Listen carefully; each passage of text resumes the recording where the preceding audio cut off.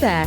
Thanks for listening to Let's Talk Withdrawal, a weekly discussion on antidepressants and the issues surrounding them.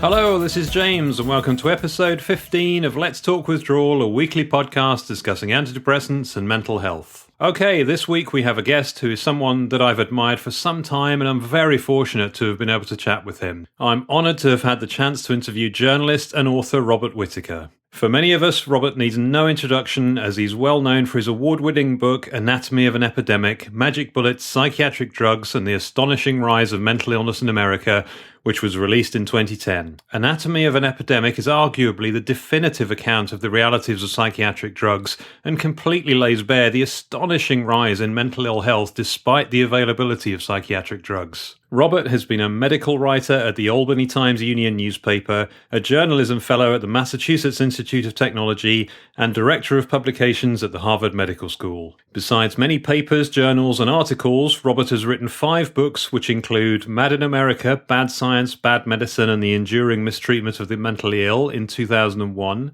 Anatomy of an Epidemic in 2010, and Psychiatry Under the Influence, Institutional Corruption, Social Injury, and Prescriptions for Reform, published in 2015. I was keen to talk to Robert about his background, his award-winning book Anatomy of an Epidemic, and the reasons that mental ill health is globally the leading cause of disability. Robert, thank you so much for talking with me today. Could I firstly ask you to tell us a little bit about your background and how you came to be interested in medical writing, particularly issues around psychiatry? Yeah, sure. So I came at this really sort of in an idiosyncratic way.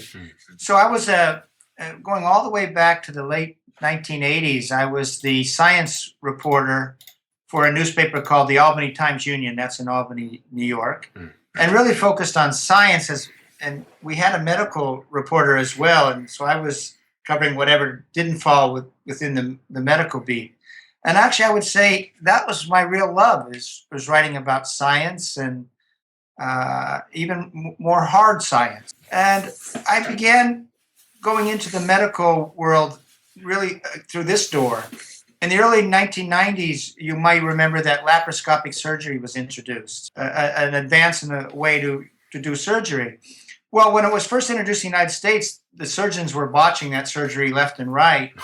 And the reason was because, in essence, you had hospitals competing to be the first to offer it in this business sense, and the surgeons weren't getting properly trained. And so I did a thing about how commerce can corrupt medicine. And that actually became my entry into the whole world of medicine. Then I left newspaper reporting for a while, and I was director of publications at Harvard Medical School. And that's where I really began learning about evidence-based medicine and how to really look at medical studies, that sort of thing. Then I co-founded a publishing company that looked at the business of, it was a very specialist company, the business of clinical trials. And during that, it became evident that when we think about these clinical studies that are done to test the safety and efficacy of new drugs, you find that, well, what I discovered, of course, is that the trials are designed to tell a story that will make that drug successful in the marketplace, as opposed to really assessing its safety and efficacy. And then how I came into psychiatry was, I looked at, you remember when the atypical antipsychotics were introduced in the mid-1990s, they were heralded as so much safer and more effective as breakthrough medications. And when I had that publishing company called CenterWatch, I often would then use freedom of information requests to see what the FDA thought of these new drugs. And I pulled those freedom of information requests for atypical drugs, and what did I find?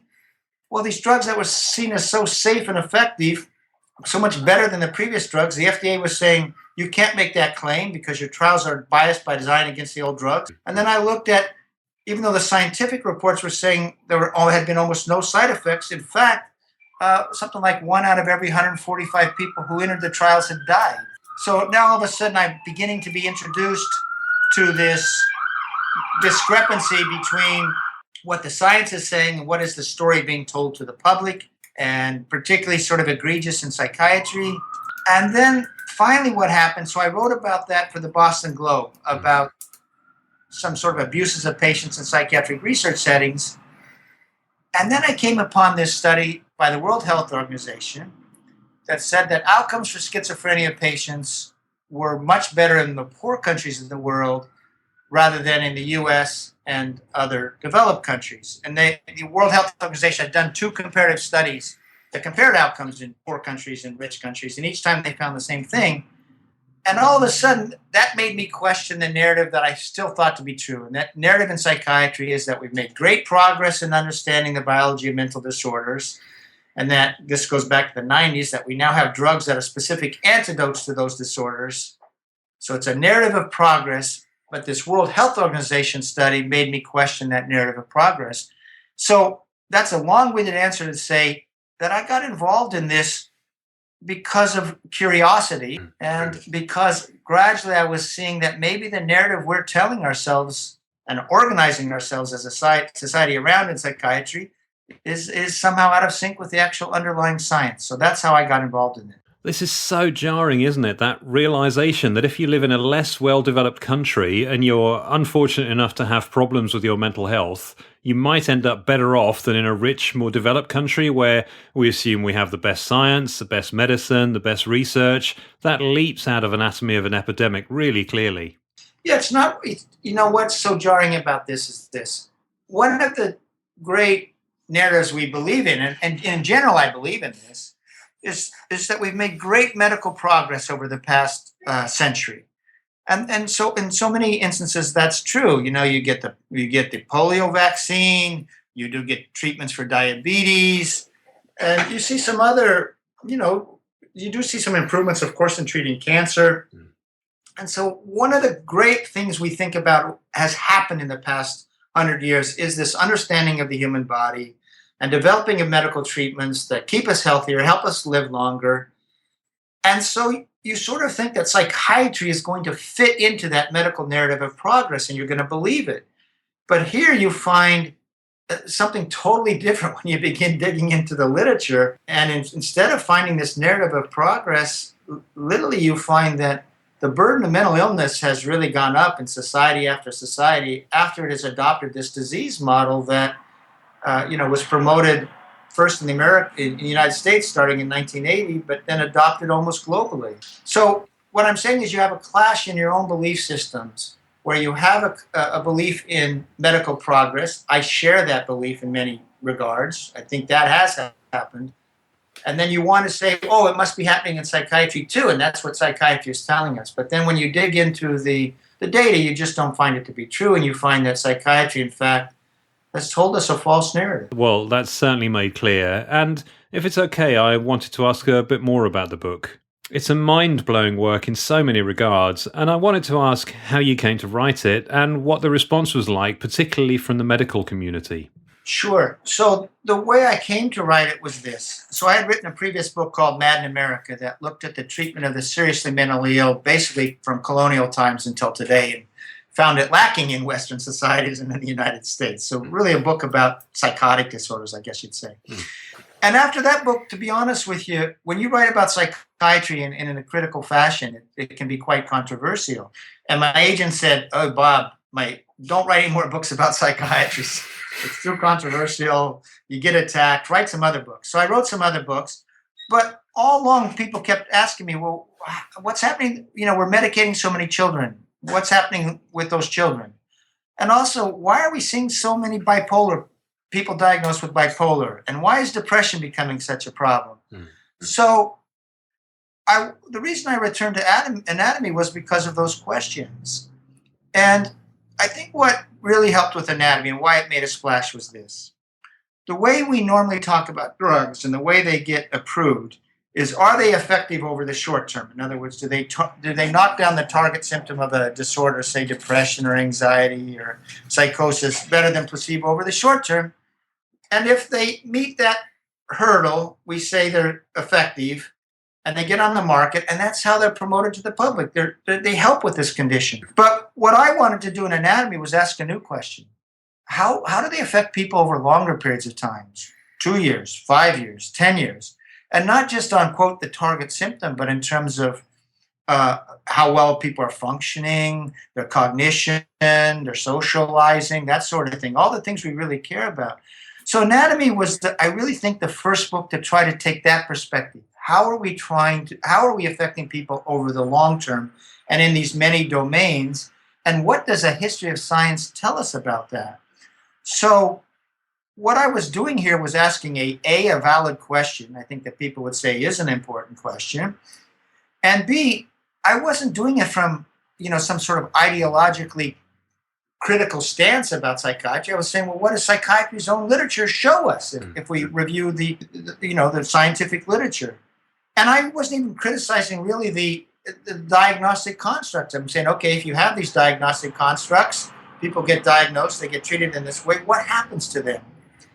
And when you do that, of course, and we can talk about this more, you find really compelling evidence over and over again that these medications, on the whole, increase the chronicity of disorders, and that includes psychotic disorders, and increase the risk that people will become functionally impaired. And that is, of course, a devastating, ultimately, critique.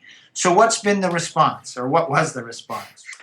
Well, I mean, as you might imagine, when you have such a critique of a paradigm of care that is accepted and society is organizing itself around that care, and it produces great profits, and you have people in academic positions who have made their careers based on selling that narrative, there was quite an attack, actually. To give you an example, the day the book was published, the very day, shortly after midnight, there appeared online in the Boston Globe a review from a Harvard sleep specialist who prescribes a lot of psychiatric drugs to children, in which he likened me ultimately to a South African dictator who, by virtue of denying AIDS, had caused hundreds of thousands of people to die, and basically was saying that's how dangerous this book is. If it gets any attention, hundreds of thousands of people will die. And by the way, calling someone an AIDS denier is not a way of saying this person is anti-science, right? He doesn't believe in science, that sort of thing. That was very effective initially in squashing the book. I got all my radio interviews, and this was my fourth book. I got my radio interviews canceled. No other newspaper did a review, even though my previous books had been well received. So that was an example. I will tell you, going forward, there's been other types of attacks. At one point, it was discovered that there was this private firm that does intelligence for drug companies and tries to destroy people who in some ways are challenging those drug companies, had a file on me, knew where I was speaking, said they would continue to follow my activities. And I could go on, but I'll give you an example. I was just in Norway on a debate about the long-term merits of antipsychotics, and a professor of psychiatry at Oslo in his presentation called me the Donald Trump of antipsychiatry. Well, being called Donald Trump in Norway these days is not a compliment. Yeah. So the answer is, of course, there's been some real severe criticisms, but the criticisms have been meant to destroy me personally, to destroy my legitimacy. What you don't see is any sort of well-grounded scientific critique of the book.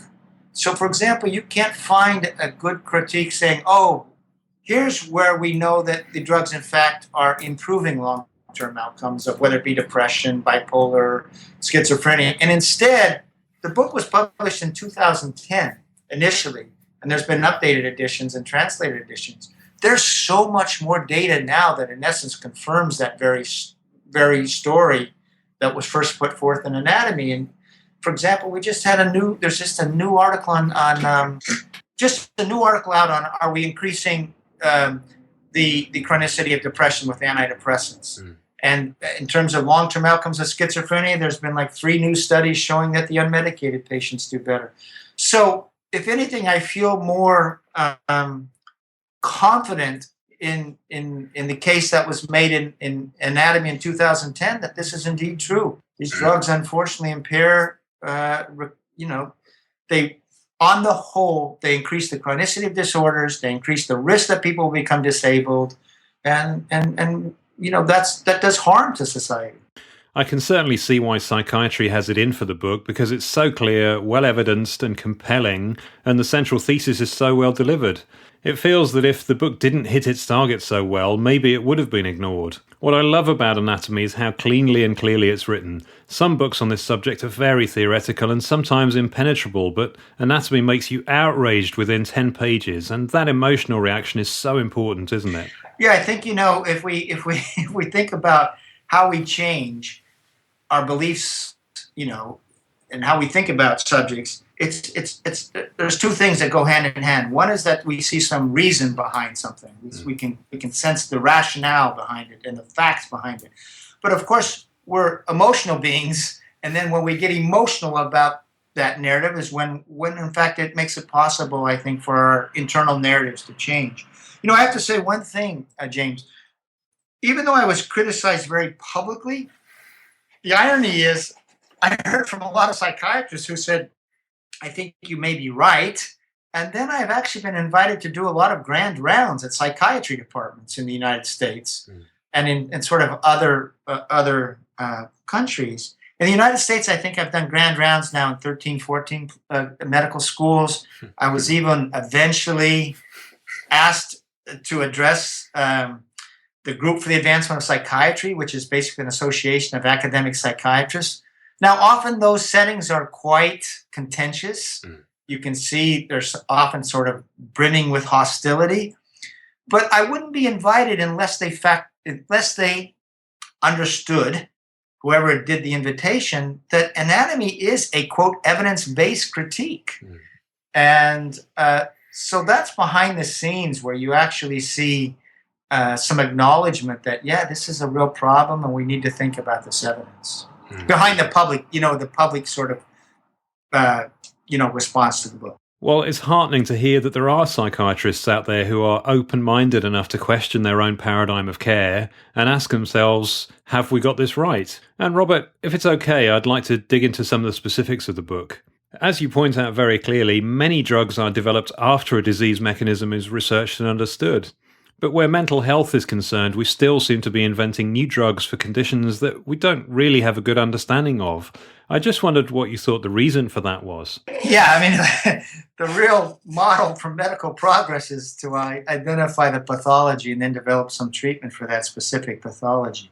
So in terms of why do mental disorders remain such a mystery? Well, I think there's a couple reasons. One, the human brain is so incredibly complex. And the idea that you're going to identify the molecule behind depression or the molecule behind schizophrenia is just so ludicrous, actually. I mean, the whole conception is ludicrous, given the complexity and the interaction of molecules in the brain and the whole sort of thing.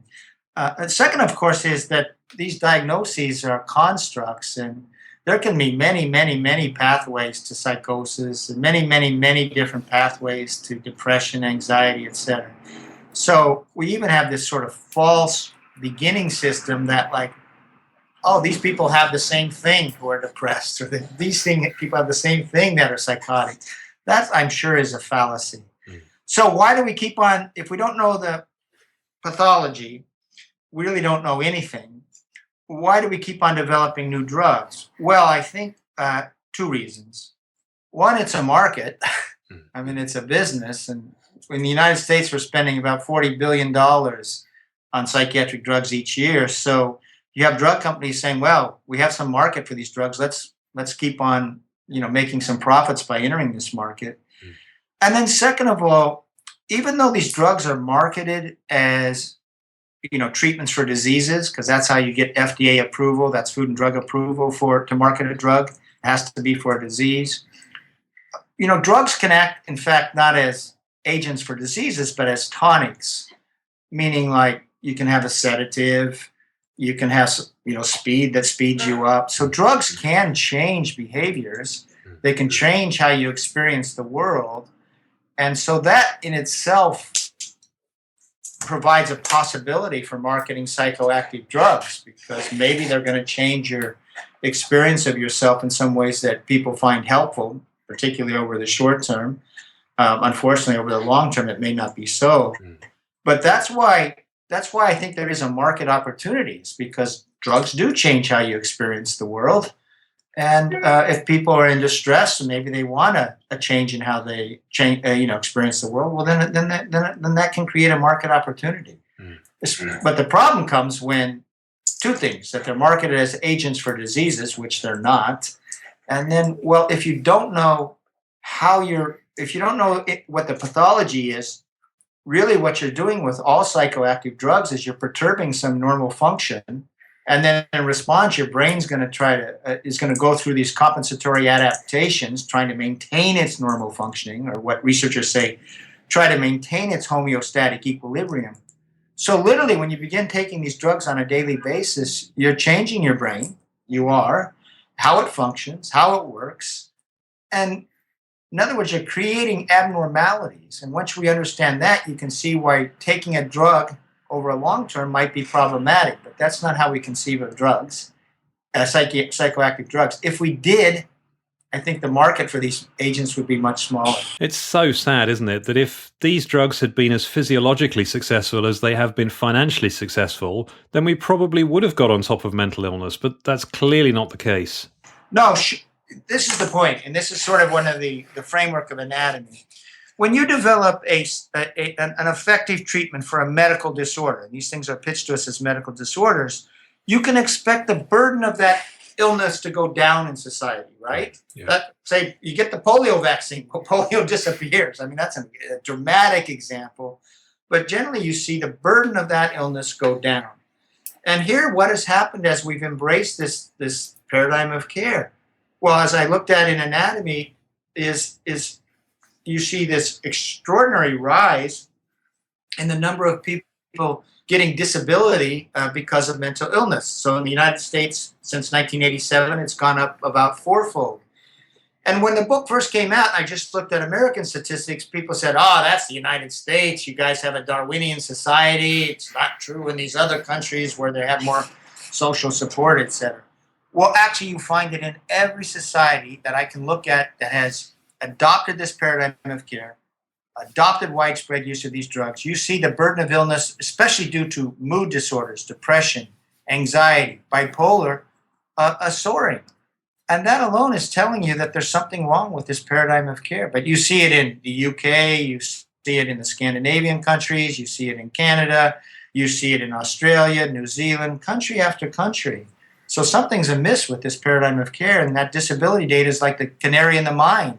It's telling us there's something wrong with this approach. Thank you, Robert. And I wanted to come back to something earlier when you were describing the complexities of the brain and identifying molecules. Again, there's a very clear strand in anatomy that talks about the brain chemical imbalance. And I've certainly been told that myth in the past as a justification for treatment with psychiatric drugs. That myth, I believe, was largely discredited in the early 2000s, yet it still persists as an explanation for mental illness. Just the other day, I found a UK NHS page that confidently states there's evidence to show that bipolar disorder is caused by chemical imbalances in the brain. How should we best challenge this entrenched belief that's held by not just medics, but also by the general public? You know, this is one of the most amazing societal delusions I've ever seen. Of course, it was promoted by the American Psychiatric Association heavily, that these disorders were due to chemical imbalances, then the drugs fix those chemical imbalances, like insulin for diabetes. Shortly after they published the third edition of the Diagnostic and Statistical Manual in 1980, now that's the moment the American Psychiatric Association adopts a disease model. And once they have done so for categorizing disorders, they're sort of expected to start saying, well, what is the pathology of these diseases? And right away, we start getting in 1981 public pronouncements. These are due to chemical imbalances in the brain, and the drugs fix that. And that storytelling, which was promoted not just in the United States, but increasingly around the world, continued steadily, often with funding from pharmaceutical companies and pharmaceutical companies chiming in for the next 25 years. And as you said, it's still going on. You could last I looked, you could still go on the APA's American Psychiatric Association website and hear about how depression is due to chemical imbalances. Now, that's the public narrative. So of course you believe it, doctors even read about it, general practitioners in their textbooks and all. But here's the amazing thing is, it's not really that it fell apart in the early 2000s. It really fell apart in the early 1980s because the hypothesis is raised in the 60s. It's based on how the drugs act on the brain. So, for example, if antidepressants increase serotonergic activity, the idea was depression is due to too little serotonergic activity. Or if antipsychotics block dopamine activity, maybe schizophrenia is due to too much dopamine activity. And just staying with the low serotonin hypothesis, as early as 1984, the National Institute of Mental Health said, okay, that's how the drugs act, but do people with depression actually have low serotonin? And in 1984, they did an investigation and said, we're not finding it to be so. And in 1999, the American Psychiatric Association's own textbook said, you know what? We had this hypothesis. It just didn't pan out. And they even made fun of it. They said, this is sort of like an idiotic hypothesis because there's no reason to believe that the pathology of some condition is the opposite of the mechanism of action. That's like backwards reasoning. That's 1999. But 6 years later, you can see the APA is putting out a press release. Psychiatrists are experts in fixing chemical imbalances in the brain. And the good news is 87% of Americans now know that depression is caused by a chemical imbalance. So you have this public narrative being pitched that's completely out of sync with the science. But what does the public know? Well, the public knows the public narrative. They don't know the science. Now, you asked, how do we combat this? Well, the interesting thing now is that chemical imbalance story has fallen apart so completely that psychiatrists are, in fact, walking away from ever having thought it was so. Because, in fact, if you know your science, there was no reason to believe, in fact, that it was so. And my favorite example of this is in 2011, Ronald Pies, who's the former editor-in-chief of Psychiatric Times, which sort of functions as a trade publication of the American Psychiatric Association, said this: the chemical imbalance theory of mental disorders is a kind of urban myth, never a theory seriously propounded by well-informed psychiatrists. Well, how do we sort of attack or disabuse the public of this notion? We cite the people's psychiatrists' own statements on this. So it's not a critic, it's not outside critics saying this. It's insiders saying, well, we knew this all along. We never had the evidence for this. Or you could cite Kenneth Kendler. Oh, and by the way, so why is Ronald Pies saying this? Because he wants to present psychiatry as always knowing its own literature. And if psychiatry always knew its own literature, it would never have promoted this. And Pies is trying to say, look at us, we know our literature. And Pies is trying to say that psychiatrists never promoted this. The American Psychiatric Association never promoted this. But of course, you can easily show that's not true. But the key thing here is they're walking away from saying, we knew that we ever believed this. What they're now saying is, well, we knew this all along. We didn't have evidence for it. And you can come up with all sorts of statements by leading psychiatrists today saying there was never evidence for it. And I think that's how we confront it, is we try to make these statements known to people saying, hey, there was never evidence for this. Well, as you say, Robert, it does seem that psychiatry is finally getting round to accepting its own limitations in this regard. But certainly in the UK and probably in the US too, an awful lot of antidepressant and antipsychotic prescribing is done by general practitioners who are one step removed from psychiatry. So it becomes a case of trying to influence many levels of medical care, doesn't it? Yeah, that's the point. I think in the United States, it's something like 85% of psychiatric drugs, in fact, are prescribed by GPs and not by psychiatrists. In other words, 15% just by psychiatrists. And my guess is if you did a survey of GPs, most would still believe in the chemical imbalance story. I mean, that's what they know about the drugs, right? This is the problem, James, I think we have, is that this false story was created. We organized our care around it. And, it's almost like a train that started moving down the tracks, and it doesn't matter. It's still moving down the tracks.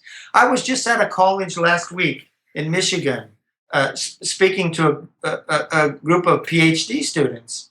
And they said in their abnormal psychology textbook, it still talks about how drugs fix chemical imbalances in the brain. That's in their textbook in a PhD program in 2017. Well, unless they have somebody who's teaching them to be critical thinking and actually go into the scientific literature, that's what they're going to believe. And they're going to go out into the world and they're going to enter systems of care where that belief still persists. It's just stunning, I guess, the sort of societal-wide embrace of a falsehood. Even after no one's really trying to defend it scientifically. It just persists. Thank you for that. And also, in anatomy, the evidence seems really clear-cut. Psychoactive medications may bring some short-term symptomatic relief, but often at the cost of poorer long-term outcomes. Yet prescribing is increasing at an alarming rate, and more people are becoming dependent. In the UK, we've doubled the amount of antidepressants alone prescribed in the last 10 years. I just wondered what you believe is driving this increase in prescribing. Yeah, we're something around 1 in 5 Americans, adult from 12 years old and up, now takes a psychiatric drug. Right. So 20%. And I don't see any slowdown in it. And you're absolutely right that, first of all, when you started that question by basically saying, here's the risk-benefit equation. The benefit is you may get some relief over the short term from whatever the stressing symptom is, but over the long term, it may come at the cost of long-term chronicity, difficulty withdrawing from these drugs. In other words, there's a real long-term cost.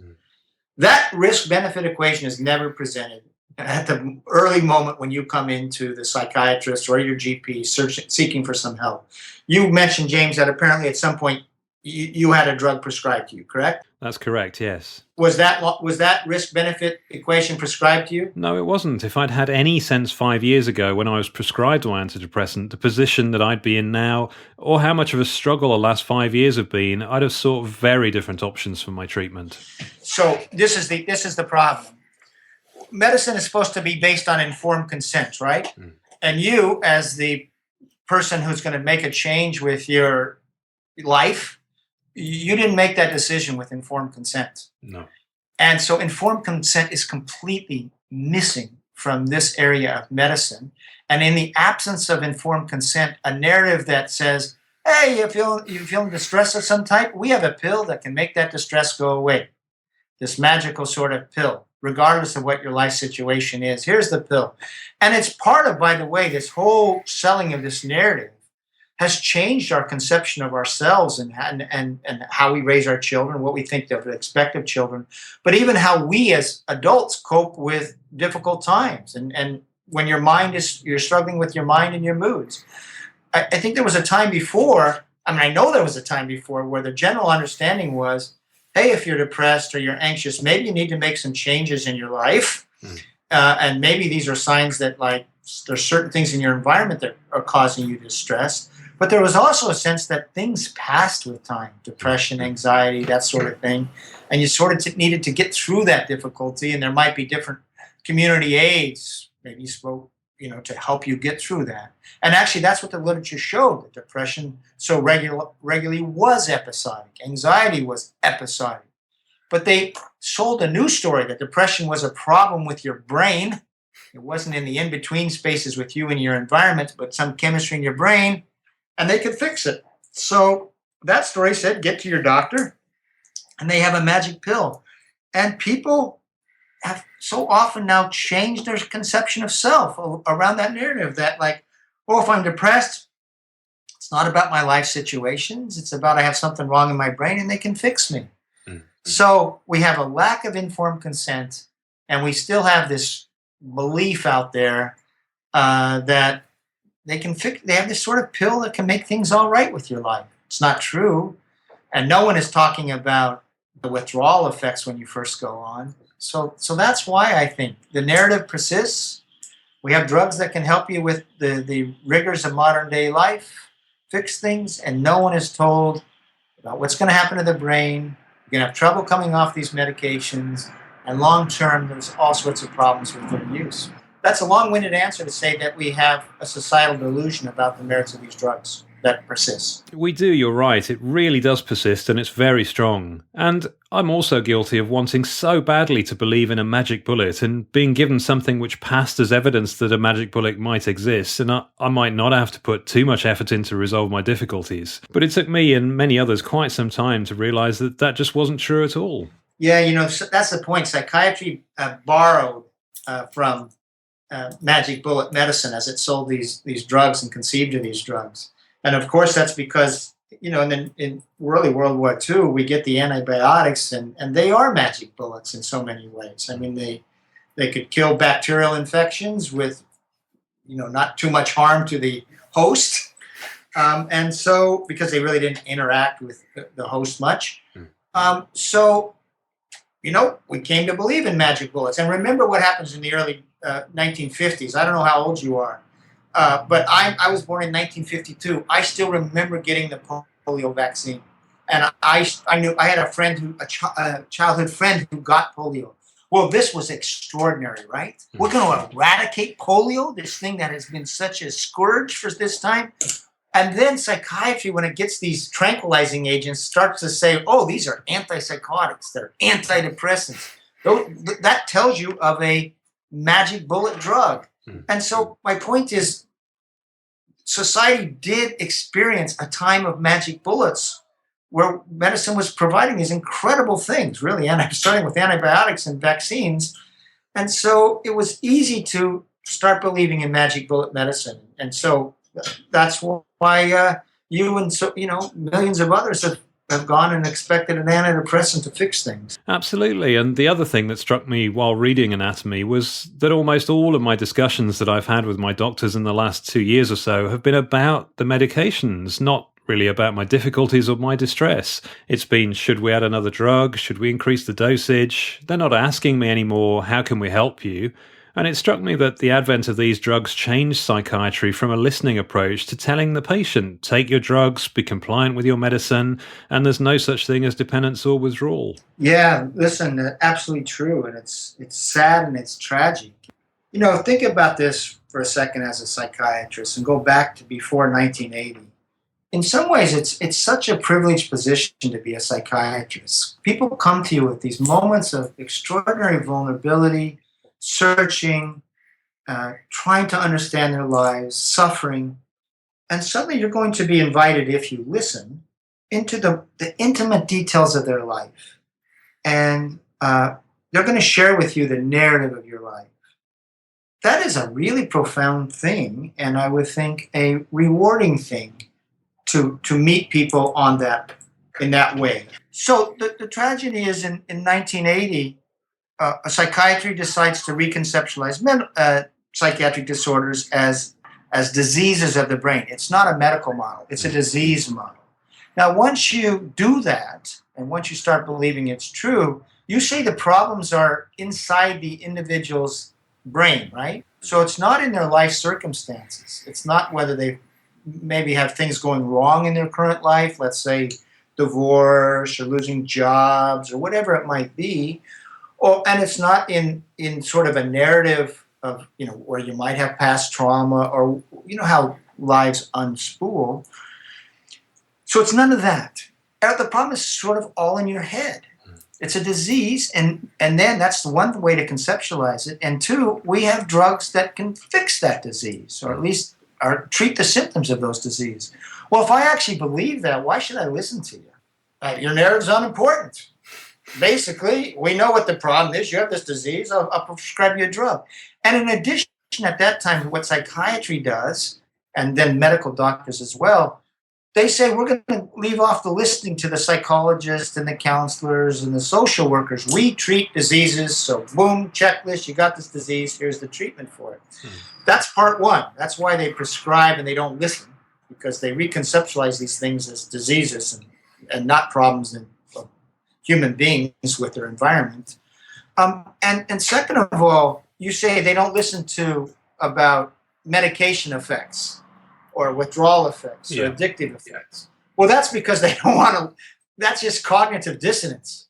Because if they start thinking of their drugs causing problems and not In other words, if they see what's happening to you after 2 or 3 years on the drugs and you have these new symptoms and new problems, they now have to, if they start seeing their own drugs as the cause of those problems, they now have to retrain themselves in how they respond right from the beginning.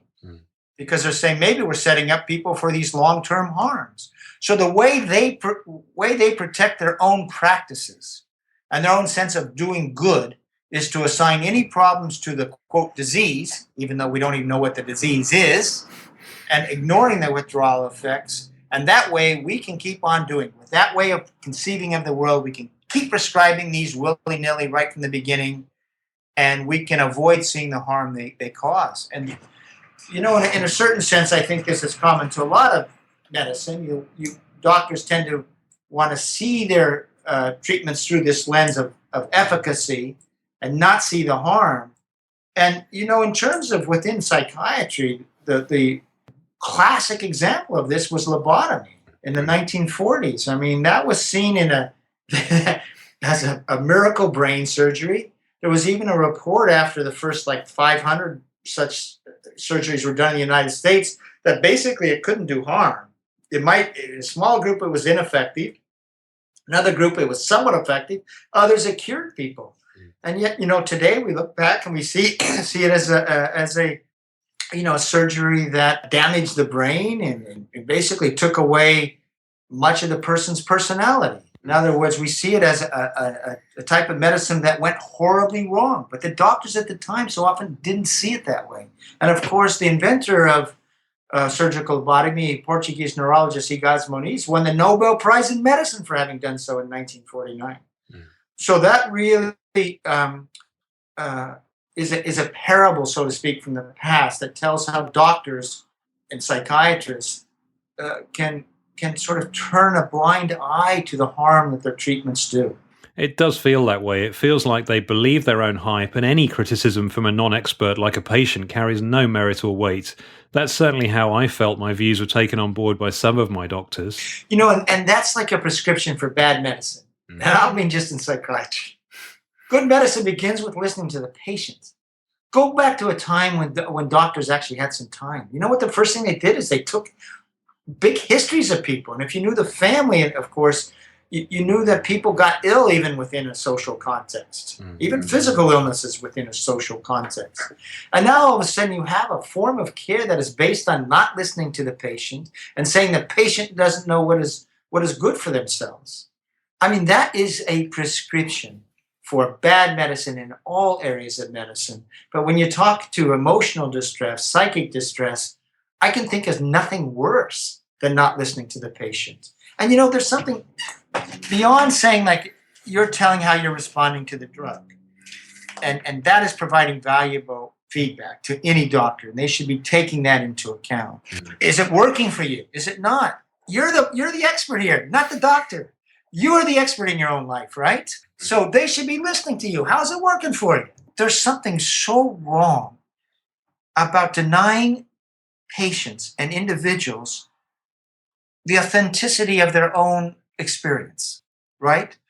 That's what we all have, is we have some authentic experiences of our brain and our mood, right? Mm-hmm. And there's nothing more that we sort of cling to, right? And it's sort of essential to our going through our lives and our days and making decisions is the authenticity of what we're experiencing. And now you go to a doctor and they say, well, you're wrong. It's not the drug. It's not this. It's because you have this brain disease that you don't want to recognize. And so next thing you know, the doctor's telling you, here's the thing that's really happening to you, and they're denying your authentic experience. And that is emotionally wrong. It's bad medicine. And I have to say, it's just silly. It's not befitting of human beings who went to medical school, apparently are smart, and for them to end up with that medical mindset, it's ridiculous. It really does reduce the patient's input into their own health into virtually zero, doesn't it? Yeah, and there's nothing worse than that. You're supposed to be a doctor, to be someone to help empower people about taking care of their own health. It's just so contrary to what any sort of principle of good medicine should be. Robert, thank you. I wanted to move on now to talk a little about Mad in America, if that's okay. You're founder of the non-profit organization Mad in America. Could you tell us a little bit about how it came to be and the aims of the organization? Mad in America initially was just something that I set up. This goes way back to my first book, Mad in America, in 2002, just like a book website. I put up the documents related, source documents there that people could access that I'd written about in the book. What happened was that after Anatomy of an Epidemic, I actually began hearing from a number of people saying, well, what can we do about this? Psychiatrists, psychologists, people with lived experience, that sort of thing. So at that moment, I sort of understood what could follow from Anatomy of an Epidemic. How could the critique that is presented in that book now sort of have a living presence? And Mad in America, the webzine, is basically an extension of that book in the sense of it's organized around a journalistic sensibility. And a journalistic sensibility is that you're going to pay a lot of attention to source documents, that sort of thing, and be sort of cautious in your own presentation of any ideology, cautious or even like keep your own ideology, out of it. But really, the idea was we need a forum for rethinking psychiatry. That's what I heard from all these people writing me, and the forum is organized in this way. One, we try to bring up summaries of research articles published in peer-reviewed journals that contradict that paradigm of care or challenge that regular paradigm of care. And these are articles that maybe say, for example, that trauma is often a precursor to psychosis, or articles saying, okay, antidepressants really, like we just had one about, there's increasing evidence that they can lead to treatment-resistant depression. In other words, increasing the chronicity of it.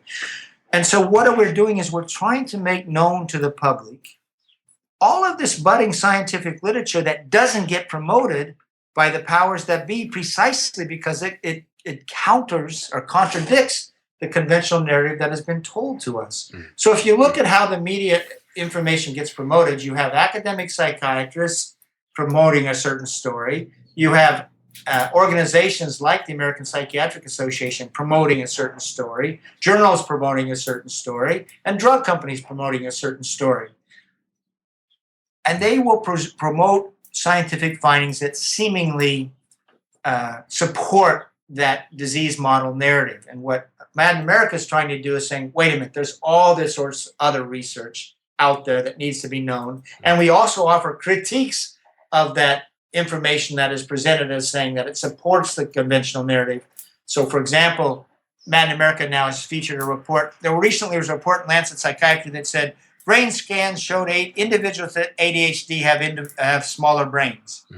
Well, that was the message that went out around the world, and it shows that ADHD basically is a validated disorder. They have smaller brains, etc. Well, if you actually look at the study, they didn't show that at all, that individuals with ADHD have smaller brains. What you found in a very poorly done study is that the brain sizes of those diagnosed with ADHD and not with ADHD almost completely overlapped. In other words, a person with ADHD was almost as likely to have a brain size volume above the mean volume of the normals as likely to be below that mean volume. So that's an example of a critique we do, trying to say, but wait a minute, this story that was presented to the public is not actually in the data. So that's one part of it. The second part of it is to have a forum for people to write blogs, about rethinking psychiatry. And we invite psychiatrists, critical psychiatrists, psychologists, family members, people with lived experience, and give them this forum for saying, how can we rethink psychiatry? What should be the principles or to develop a new paradigm of care?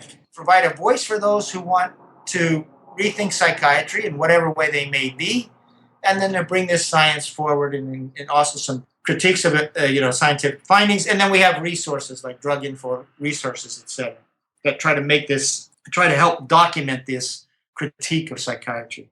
And I have to say, it continues to have an influence. So for And not just in the United States. We get readers from around the world now. We also have we have affiliate sites for Spanish readers, for Portuguese readers.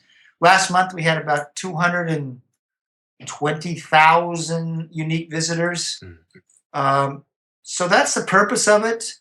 We also have an MIA continuing education program, which is just meant to bring this research to professionals who need CEU credits, continuing education credits.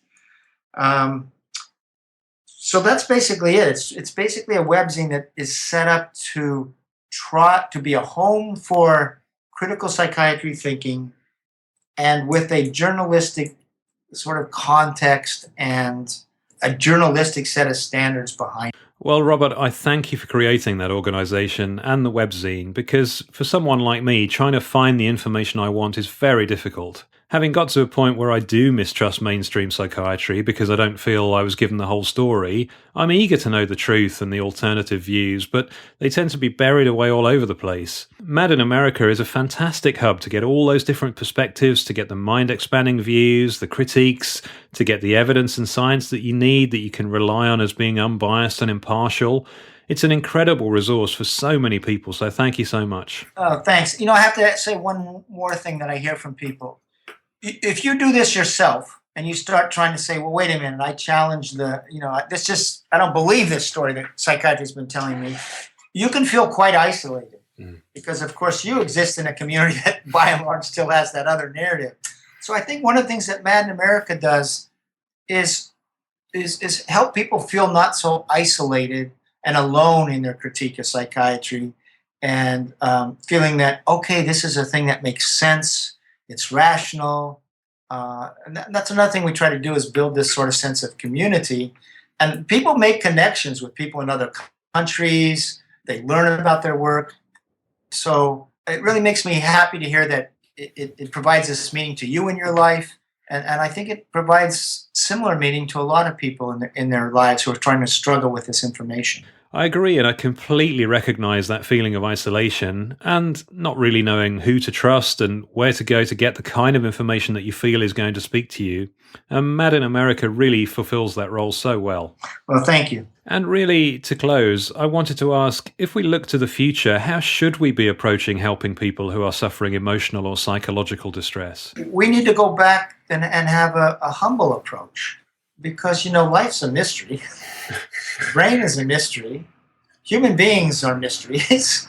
And, human beings, who I am today is going to be different from who I am 5 years from now in the sense of what's going on in my mind and my moods. We change all the time. And I just think we need a societal response that goes like this. Life is complicated.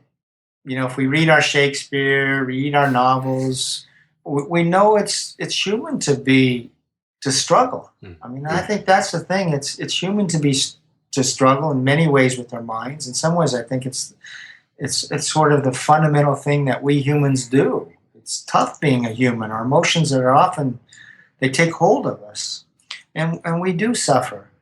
And I think so. What I'd really like to see is that we approach this with humility. We don't know what's biologically wrong. B, we also approach it with a sense that there's not this group over here that are mentally ill, and there's this group over here that are normal, but rather we have a conception that we're all in this. and to become depressed or manic or psychotic, that's just a capacity that I think is within all of us given certain situations, right? And finally, when we ask how we can help, not only with humility, but I think you have to go back to a question you have. You have to ask people, what's going on? What is your narrative? And what's been happening? And then really say to that person, how can we help? How can we help you build new environments? But where the person himself is the one who's really saying, like, this is what I need, or this is what I'd like to do. And then we try to help in that way. So we need a whole reconceptualization of what's going wrong. There's a philosophy about this, quote, mental illness or not. I think we need a philosophy that says, that a philosophy born of awareness of how humans have struggled since time immemorial, that you see in the Bible, you see in And I'm not religious, but I'm still saying the Bible has all sorts of stories about human beings struggling with their emotions. And I guess that's what I'm saying is we need a thorough reconceptualization around these issues that begins with what does it mean to be human and how should we respond to other human beings in distress? And I think it needs to be completely rethought. I agree. It was such a sad day when we medicalised distress, wasn't it? To treat psychological distress as if it's the same as a biological abnormality or a chemical that you need, that's just closed the door to fully experiencing the richness in people's lives and being able to give them the tools they need to get themselves out of difficulty. Exactly. I mean, it ultimately comes down to an impoverished philosophy of being that's been sold to us. So, but you said it brilliantly, actually. I mean, it's sad and it's tragic. It is, and it struck me only the other day that the way that I'd like to be treated by my medical professionals in regard to my mood disorders is the way that I treat my own daughter. If she comes to me and she's upset and she tells me that she doesn't feel very well, I don't give her a pill and send her away. I sit down with her, I give her a hug, I ask her what's wrong, and 9 times out of 10, what she tells me is the problem isn't, it's something else. But it requires some perseverance, understanding, and emotional engagement to get to that, doesn't it? Yeah, exactly. And then think about what that does for your daughter when you sit down and listen to her. By the time she's done with listening, at least she feels like, oh, she's not alone with this, right? She knows that you're there, others are there. And, growing up, I think one of the problems is when people struggle, they start to feel alone with their whatever it might be that's bothering them.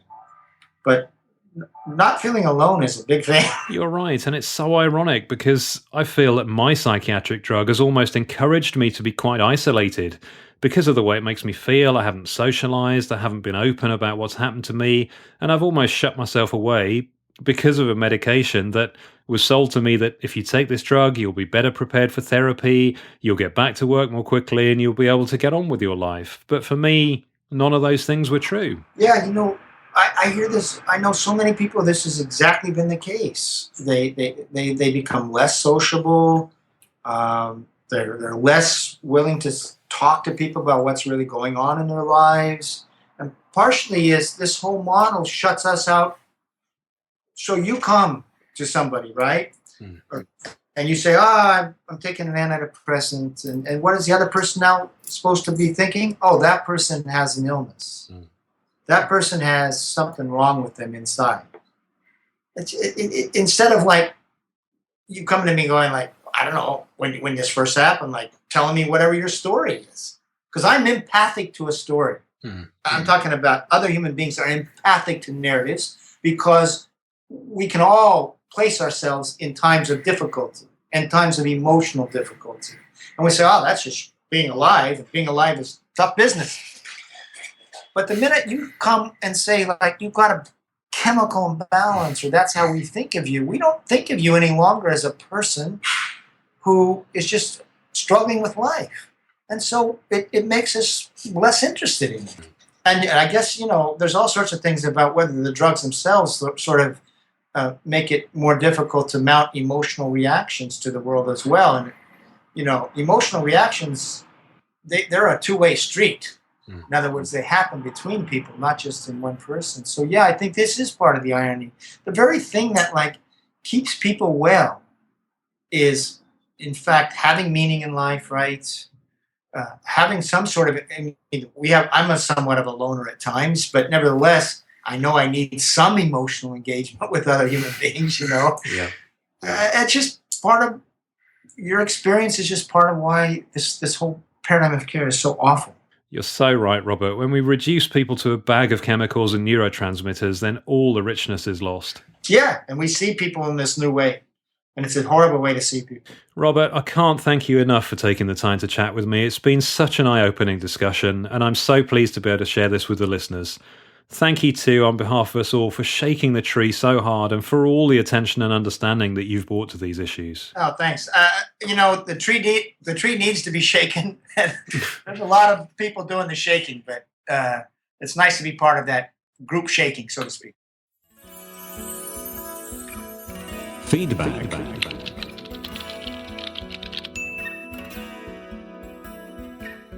I'd love to hear from you, so please get in touch. You can email me on feedback@jfmore.co.uk. And having chatted with Robert today, I just wanted to encourage you to visit madinamerica.com. It really is an excellent place to get a rich and varied view of so many aspects of science and psychiatry. Also, I'd like to get as many as possible to discover this podcast in iTunes, and you can really help that by leaving a review and a star rating. If you're listening in iTunes now, please leave a review. It takes just a couple of minutes, but it makes a big difference. Thank you. Finally, if you're struggling with withdrawal yourself and don't know where to turn, there are some excellent resources listed on my website, jfmore.co.uk. Please go and have a look. Please do not increase, decrease, or stop your psychoactive prescription medication without the advice and support of a medical or mental health professional. Thank you so much for listening today, and until next time, take care.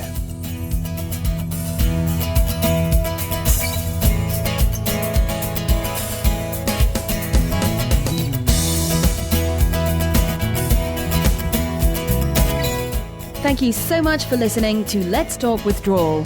Come back next week for more news and views. If you enjoyed this podcast, please leave a review and subscribe in iTunes.